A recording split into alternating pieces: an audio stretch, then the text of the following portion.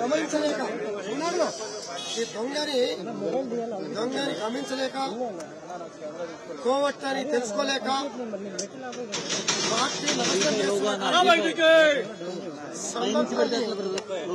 గుర్తించలేక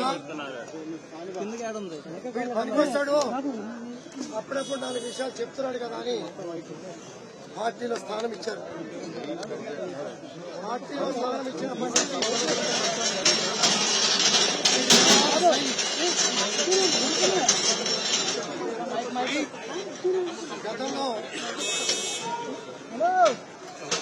గతంలో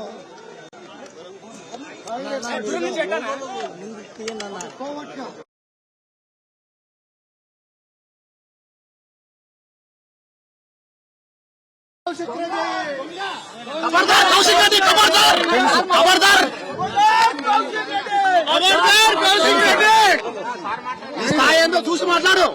కాంగ్రెస్ పార్టీలో జరుగుతున్నటువంటి విషయాలు వీడు బాత్రూమ్ లోకి వెళ్లి ఇతర పార్టీలకు చెప్పే కోవట్టు వీడు. ఈ కోవట్టుని కేసీఆర్ గారు మా పార్టీలోకి ఈ కోవట్ల మూలంగా పార్టీ నాశనం అయినటువంటి సందర్భం కళ్ళారా చూసి ఇవాళ ప్రతిపక్షంలో కూర్చోవలసిన కర్మ పట్టింది.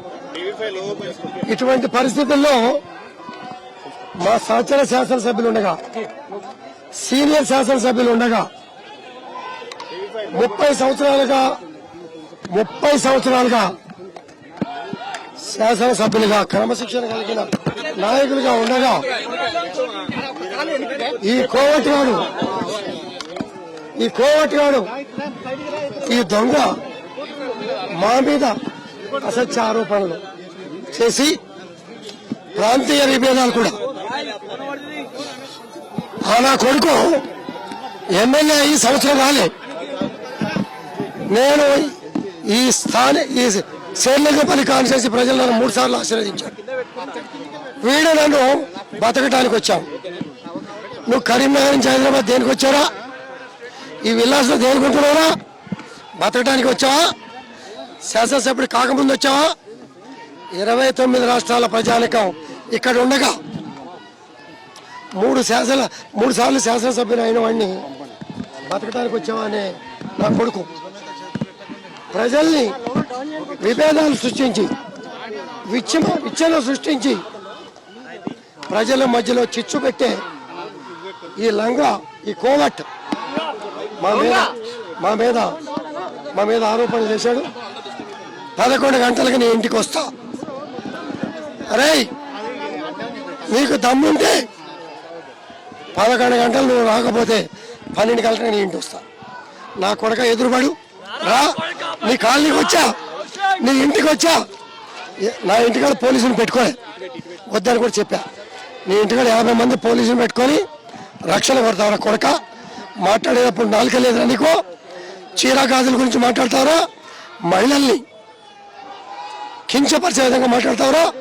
నీకు తల్లి, చెల్లి, నీ కుటుంబ సభ్యులు ఎవరు లేరా? నువ్వు మనిషి పుట్టా, మనిషి జన్మ ఎత్తావా అని అనటానికి నీ 9 నెలల 10 నెలలు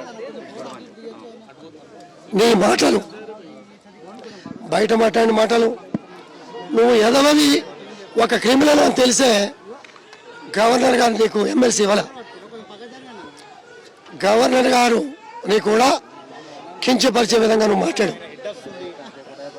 ఇవాళ దేశవ్యాప్తంగా ప్రజలు చీర గురించి, గాజుల గురించి మాట్లాడే నీ నీతి తక్కువ మాటలు, నీలాంటి సన్నాసులు, నీలాంటి దుర్మార్గులు ఈ తెలంగాణలో వాళ్ళ